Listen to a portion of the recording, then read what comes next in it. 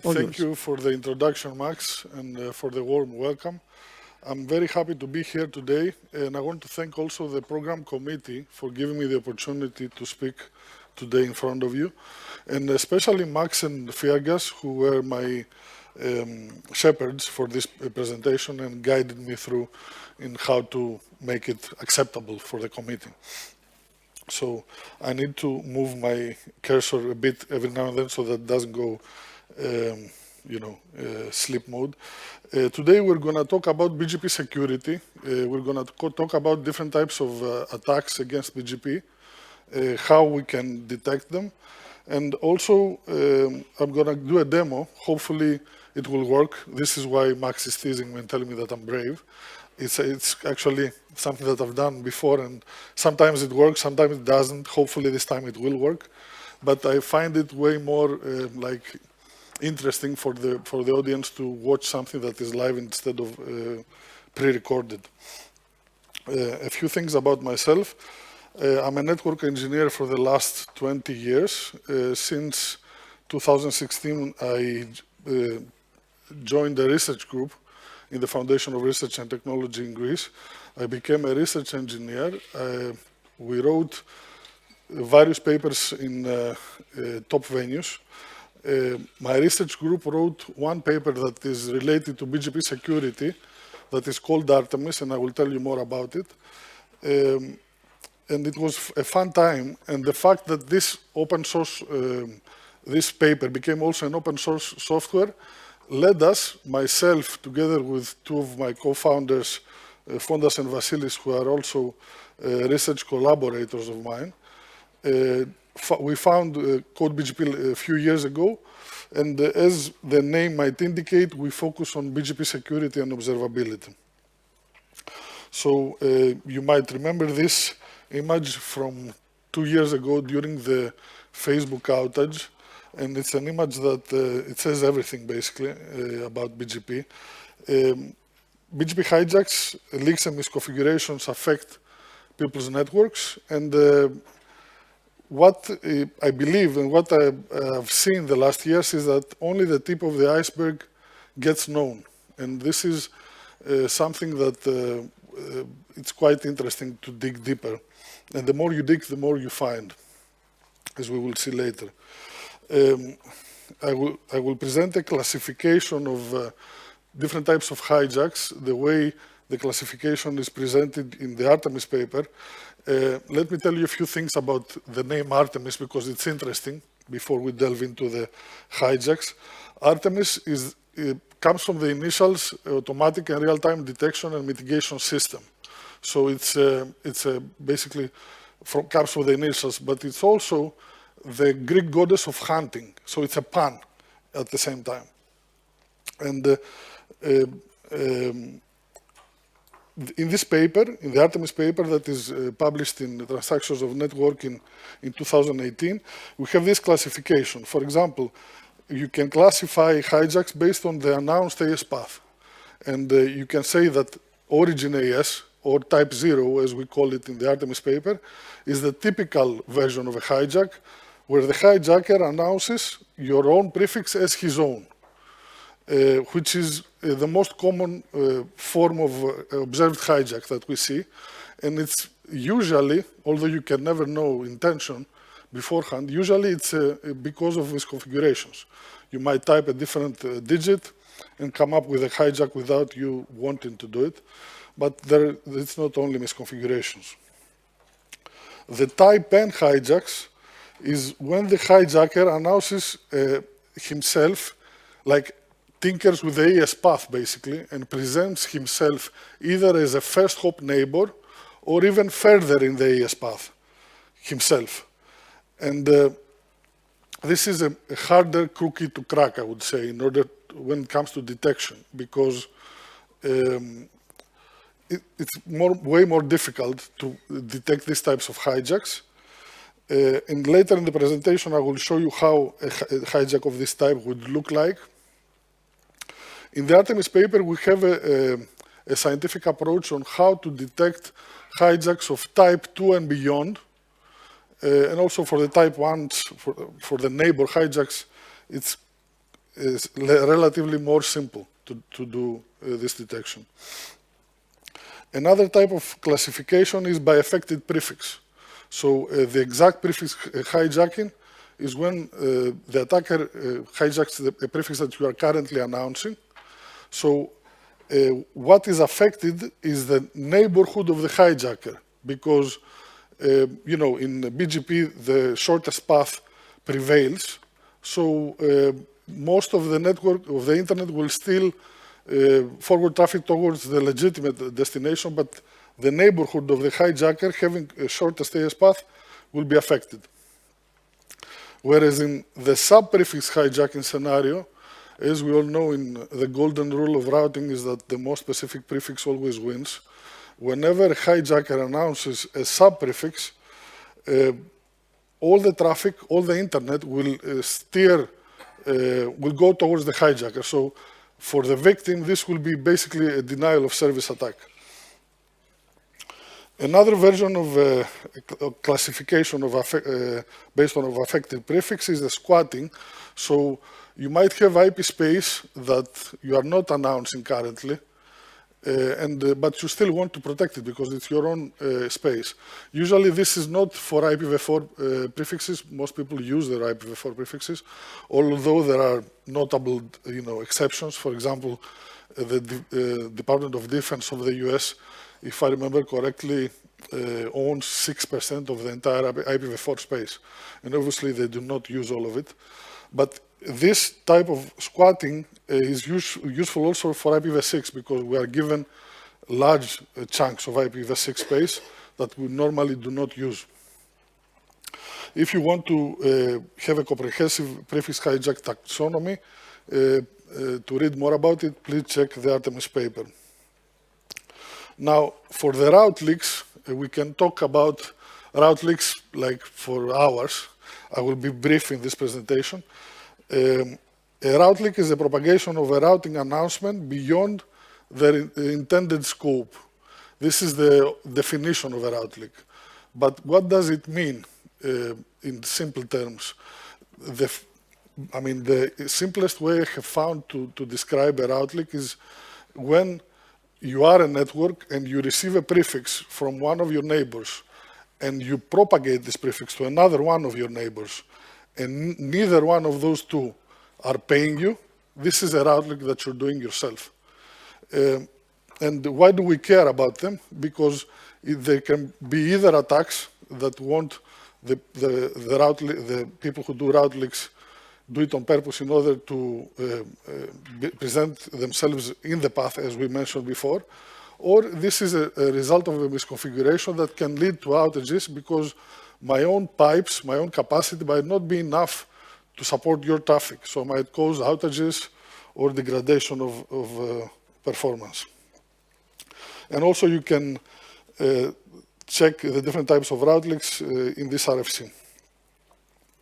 So what are the challenges for hijack and route leak detection?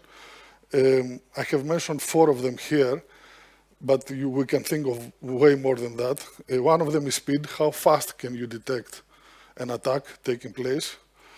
Because if it takes minutes, even hours, it's way too late. How accurate are you into detecting attacks?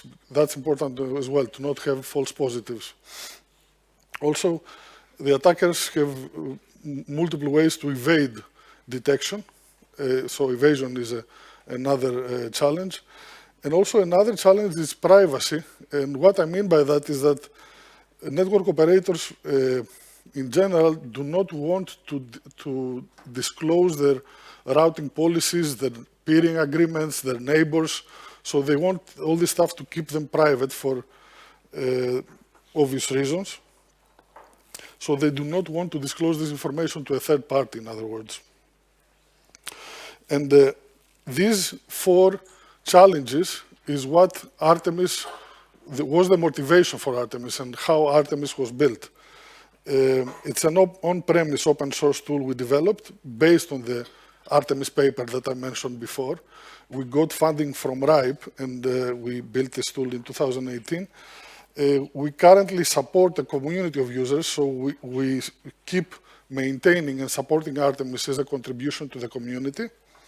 It's a precursor of the Code BGP platform, but we started the Code BGP platform from scratch, so it's a new software that is offered as a software as a service subscription, brand new from scratch, because we wanted to expand the scope beyond hijacks to do more stuff. But what is key in both software is that both are self-operated, leveraging the contextual knowledge of the network operator, and that's how we can avoid false positives, because the network operator, in general, knows the autonomous systems that he owns, the prefixes that he announces, what are his neighbors, and when you have this contextual knowledge, you can set whatever monitoring platform you are using to monitor and protect these routing assets. This is an overview of Artemis. On the left side, we see the data sources, which are public BGP feeds.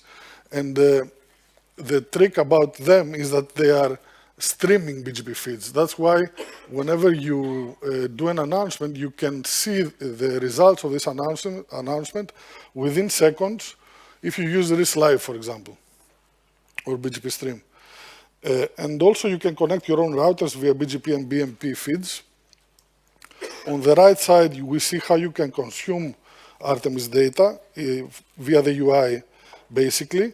And also you can receive notifications via Slack, email, or syslog. And you need to configure a configuration file in order to encode your own policies, your ASs, your neighbors, and your prefixes. And what Artemis does is the detection module compares what you have given in the configuration file against what it sees from the public feeds, and if it finds discrepancies, it raises alarms. It's a very simple approach, very simple idea. And the thing is, though, that it has a lot of traction. Like the reason we started the company is because a lot of networks, even tier 1s, and some of them also present in this room, use Artemis in production, and that was like the trigger for us to build Code BGP, to start to found Code BGP. In the Code BGP platform, as we said, we wanted to expand the scope. So on the bottom, we have the data services that contribute data, which are 1,600 monitors. Most of them are RIS Live monitors, but we also have our own monitoring platform that I will present. You can again connect your own routers, and we also have RPKI data that we feed to the system. And what the platform does is provides the state of your routing resources, what you are currently announcing. And on top of that, it provides alerting that we will focus more today, automation and dashboards. I'm afraid I won't be enough time to do the demo, so I will be a bit quicker. So the Code BGP Monitor is a BGP monitoring service we developed. We use route reflection and iBGP, so the next hop is not altered, and we get for each update where we got it from which router in the world did we get it from, because that's important to have visibility where you got it from. And we gather all these BGP updates, all these routes in the route collectors.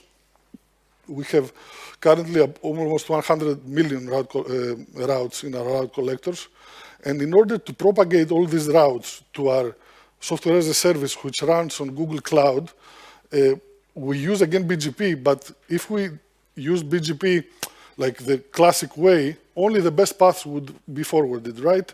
So in order to avoid hiding of the paths by not letting BGP work as it normally does, we use the BGP add path capability.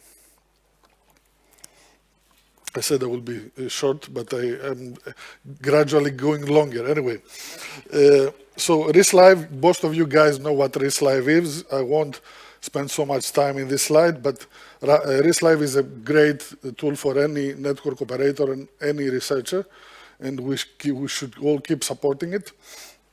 You can also connect your own routers to the platform, as we mentioned, so that you have not only the outbound the incoming routes, but also the outbound routes, the routes that you come from your own network towards to the rest of the internet. And also we track the state of ROA certificates, and we validate updates by our data service, RPKI basically. So we support all these various types of alerts. I can categorize them in 5 categories. The ones that are related to hijacks that we mentioned before, to route leaks.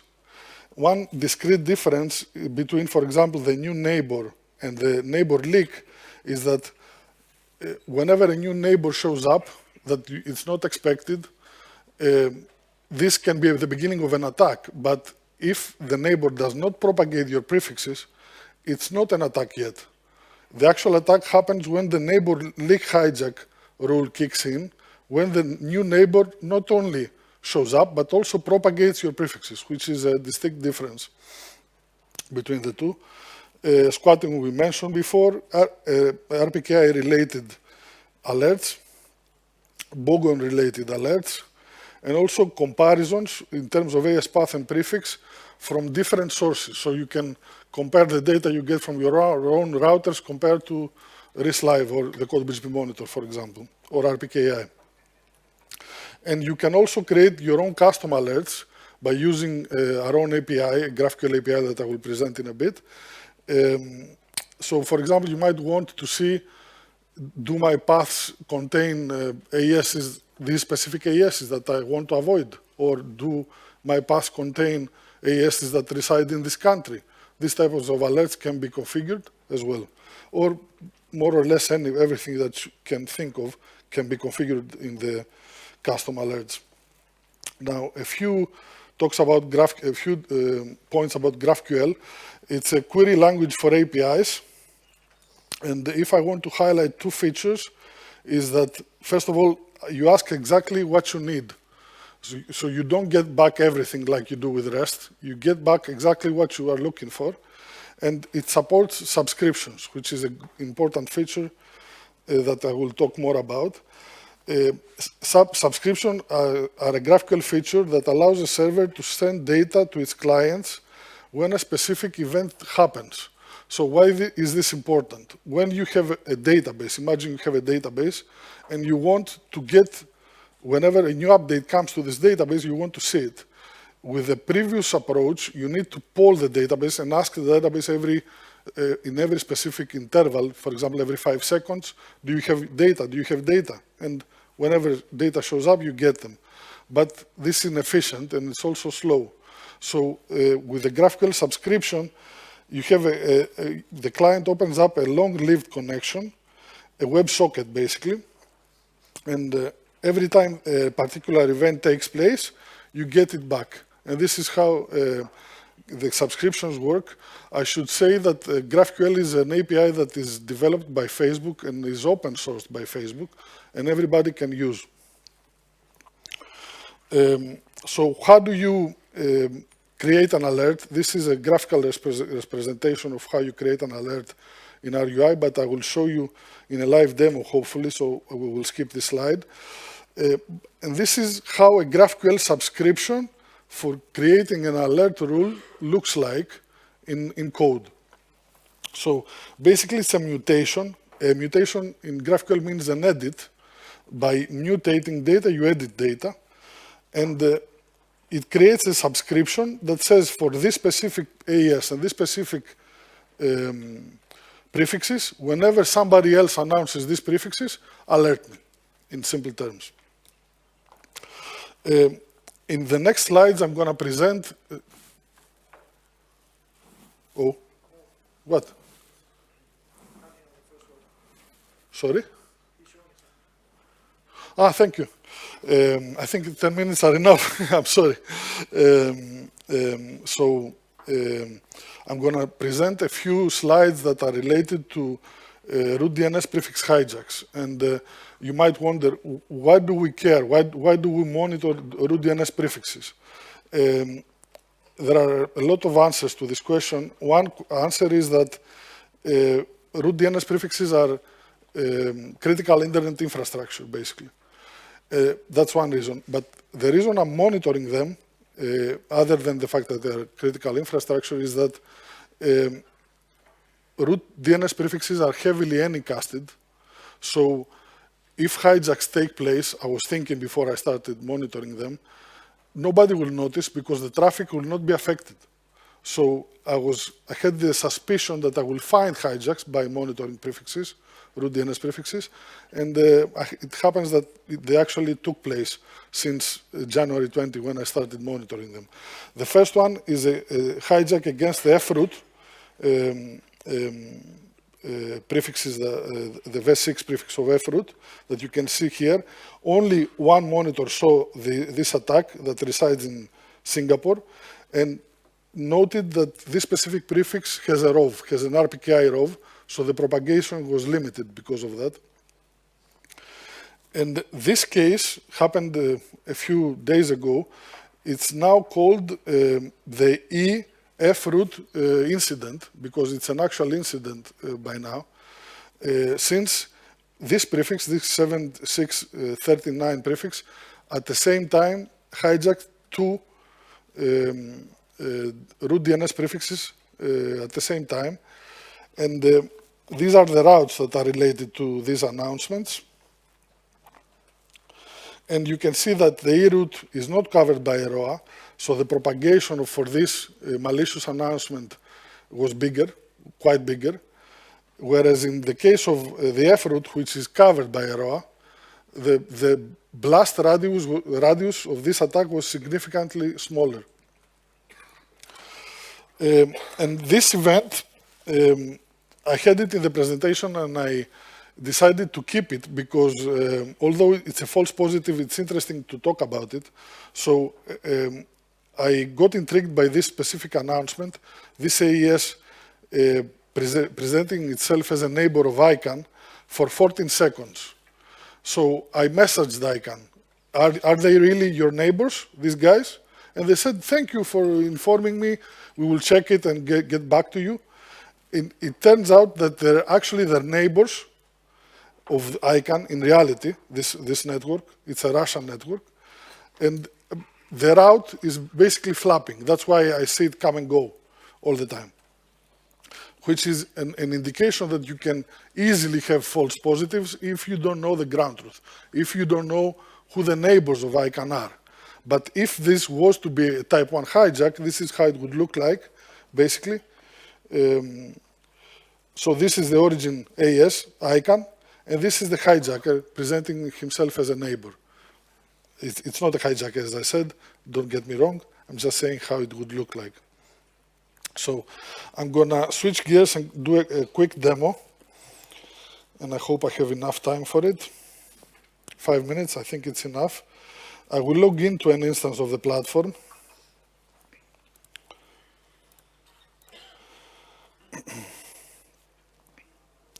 This is an overview page where you see aggregate numbers for the routing resources we are monitoring. Currently, we have set up this demo instance to monitor our own AESs, these two AESs that belong to Code BGP. And what I'm going to do is I'm going to create an exact prefix hijack alert rule, giving it a name. You can give any custom name that you want. I will select the origin AES to be my own AES. The system automatically will bring me the prefixes that I'm currently announcing from all the sources that we get. And I'm going to tinker with this specific rule, and I'm going to put one more prefix in the rule so that I create basically an alarm when I do an announcement. So I will leave this 5 v6 here.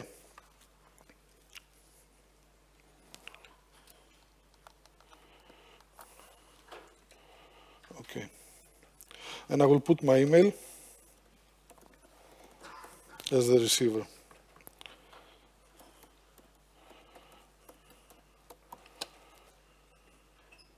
You can see that I will copy this. Let me see if I can do this with my mouse. I will copy this prefix because this one is the one that I will announce in the internet. When you add the rule, you can see the parameters for the rule. And I will need to edit this rule and remove one AS that I left so that I actually trigger.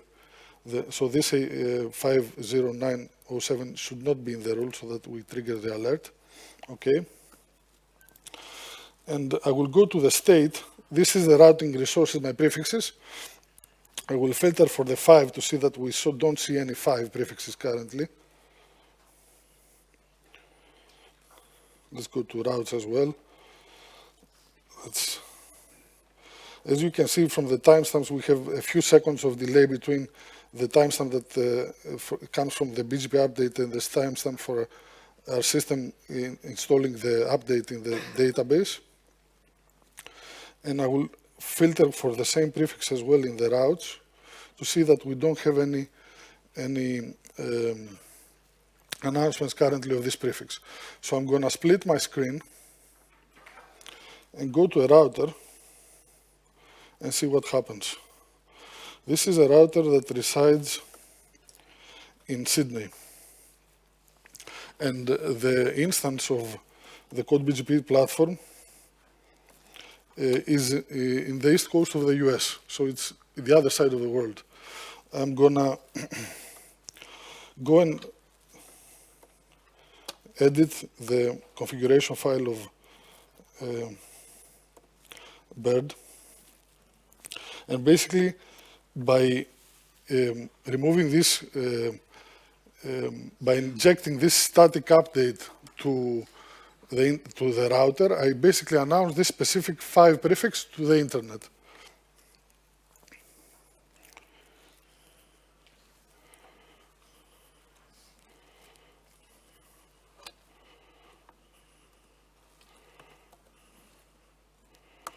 Okay, I did the configuration. Now I need to push it to basically commit it. And notice how fast everything gets detected. I press enter. And you already have the updates. I will maximize my screen. Not this one. This is exactly what I mean by demos, although it has worked so far. This one. You see the rate of the updates coming, and you also see in the prefixes, you will see the number of data sources that are jumping, basically. So this number will reach almost 500 sources within a couple of minutes, and it's impressive because most of people think that for a BGP update to traverse throughout the world, it takes 15 minutes or 20 minutes. That's not true when you have a distributed infrastructure, monitoring infrastructure. Yeah, this was my presentation. Thank you very much for your attention, and I would love to hear your questions.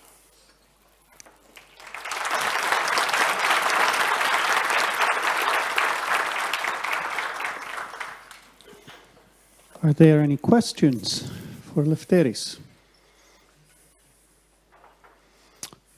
Lily, no, show some love for Lefteris. Oh, we have one. Here we go. Oscar from New Day. Can you just show the output or some details of the error you just created? Yes, let me. I thought I was too fast to unplug it. I hope it works. It does, okay. Yeah, so let me disconnect from here and go here. So basically, we use, in the backend, we use a Prometheus alert manager for it, for creating the alerts. So this is how the alert looks like. It says that this AS is hijacking these prefixes, and this is the raw data that you get. And also, if you go to my email, I'm not sure if I should show you my email right now, but let's do it. You know, you will receive an email as well here, but it has not been received yet. Anyway, yeah, this is how it works. Maybe I mistyped my email, I don't know, not sure. And you can, since we use Alert Manager for it, you can be alerted in all types of channels that Alert Manager supports. For example, Slack, PagerDuty, Opsgenie, all the alert support channels that Alert Manager supports can be configured in the platform.